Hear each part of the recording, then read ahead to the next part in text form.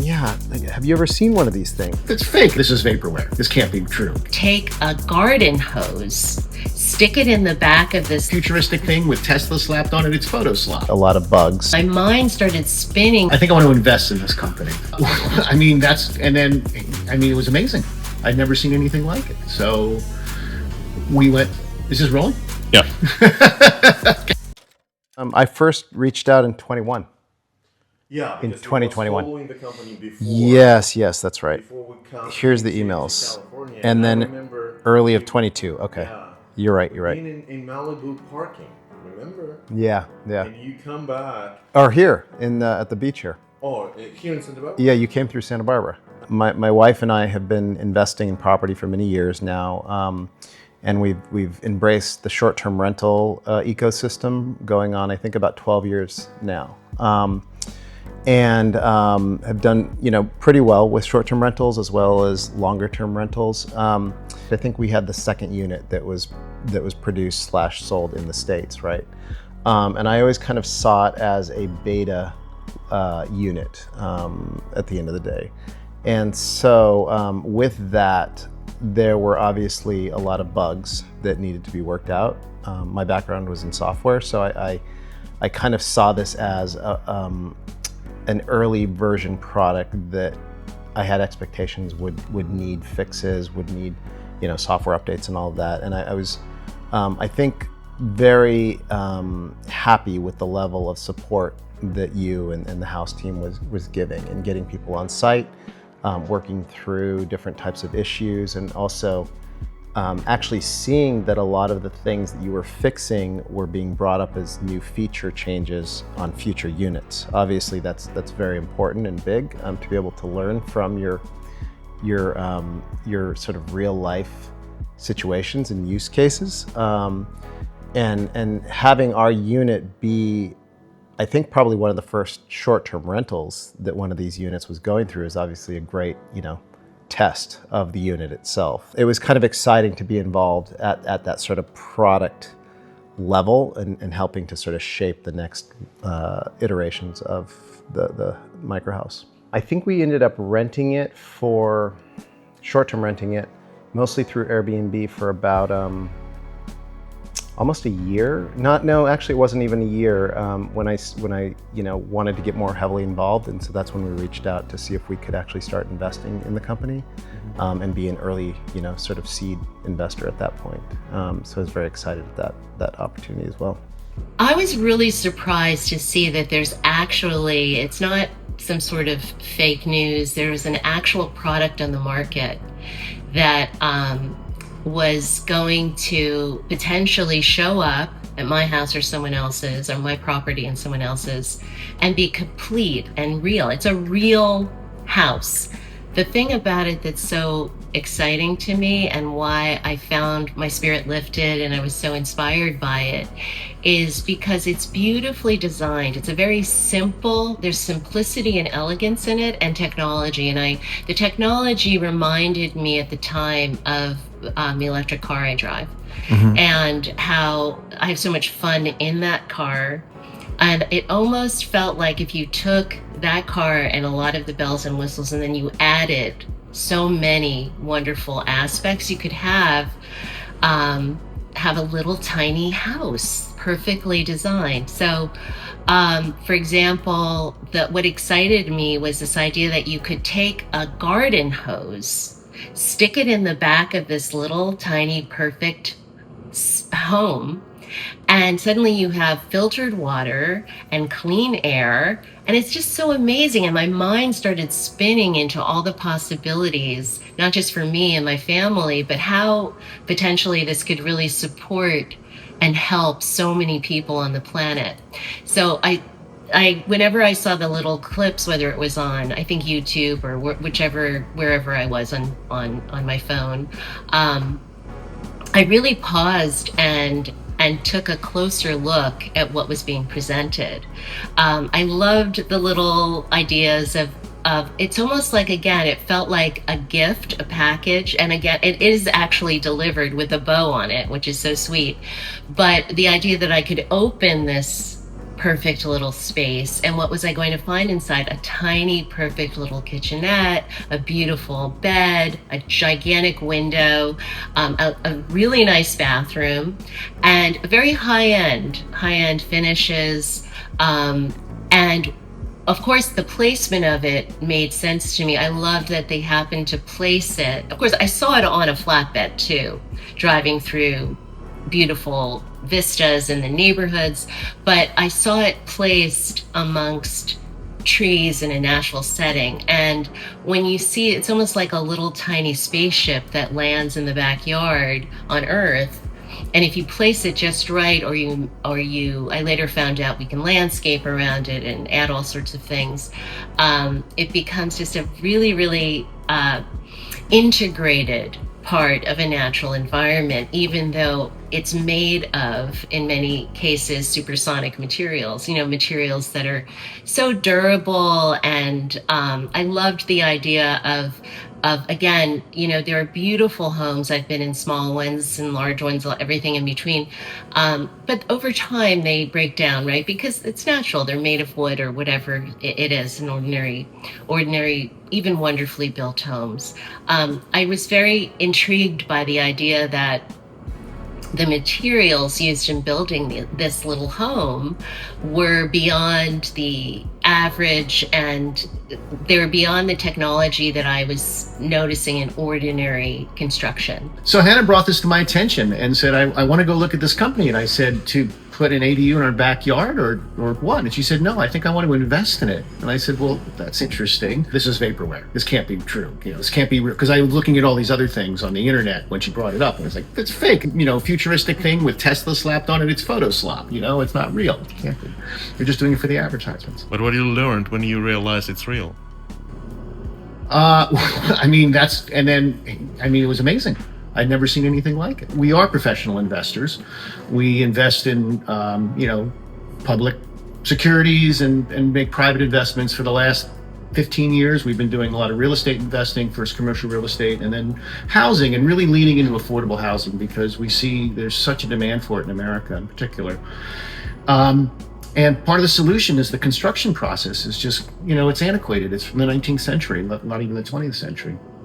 So when Hannah brought this to my attention and showed this to me and the website and some videos she found online, I couldn't believe it was real. And there was an opportunity to go tour near us. So we visited a property that had not one, but two in the backyard, two different models. And we brought a contractor as well. And all three of us, we just were blown away. It was like a gift from the future. And just sitting there in someone's backyard. And when we learned that it was plug and play, that it could be delivered and installed in an hour, on or off grid, no trenching, no foundation, with very high level appliances and even dishware available, that you could be, within an hour you had delivery of a product that was ready to be used. We could not believe it. Because having done renovations on houses all over the country, we know how long that process takes. And it's never done. Even when it's delivered, it's never done. And so as we started having conversations with the founders and the management of HouseMe, the thing that I was really shocked by was not just the speed of delivery, but the durability of the materials and the way the care was taken to install very high-end systems. And we found out that they have a lot of experience in supply chain management, so that allows them to get the best of everything from all over the world into these little products, or big products, and that the maintenance costs on the other side of delivery are negligible. So when you look at the cost of ownership over, say, 10 years, there's no comparison between a product from HouseMe and a traditional stick-built or even modular prefab home. It's typical in California. So then it was just a question of the investment case. And so my background is I spent 20 years on Wall Street in the research department at a very big and prominent investment bank. I ultimately was the head of research globally, and I've looked at companies large and small all over the world. And so when I looked at the investment returns possible from a company like this, the key issues were, is there a viable product that's been built? How much capital has been raised? Is it enough to put a viable product in the marketplace? And I was amazed with how little money raised the Haus management was able to make a product that I saw, not just in this one place, but in multiple locations in multiple states around the country. So that check mark was ticked. The next stage was, how quickly could this diffuse? And that was a question of some regulations and just consumer awareness. And so when I looked at that, the question was, how much visibility were they seeing in the marketplace? And so the videos that are on YouTube and the other reviewers were fantastic about it. I really loved the Microhaus. 10 out of 10. It's completely insane. The novelty of a supremely luxurious prefab tiny home.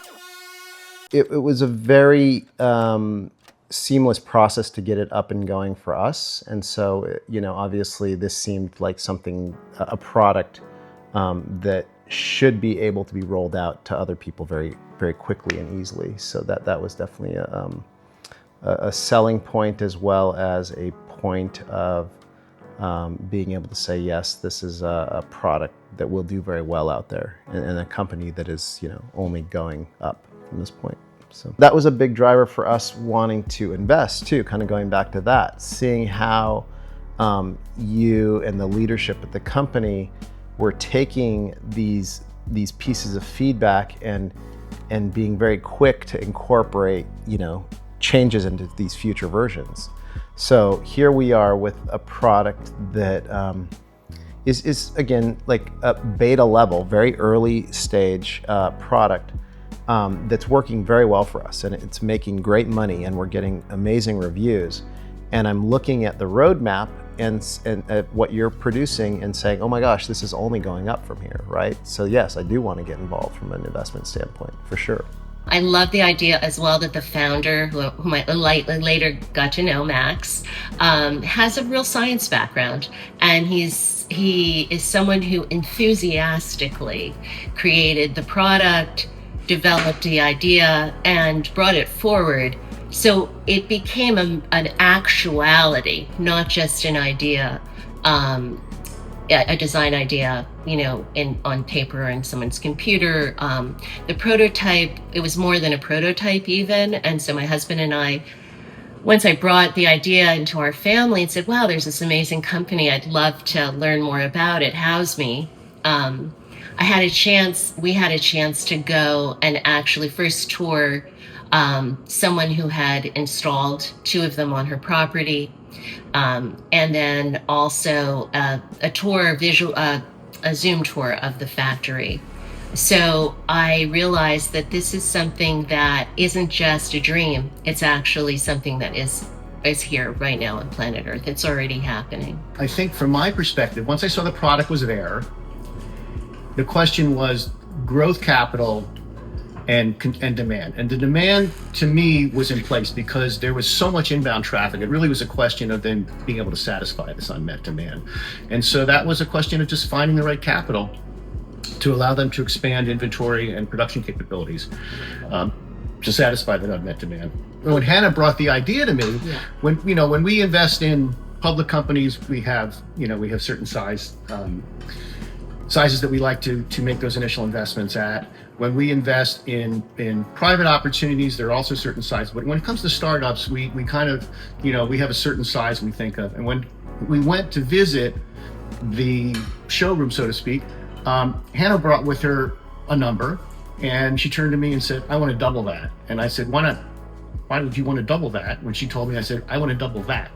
And so that was the investment that we made. We were both been so enthused about this idea. A lot of the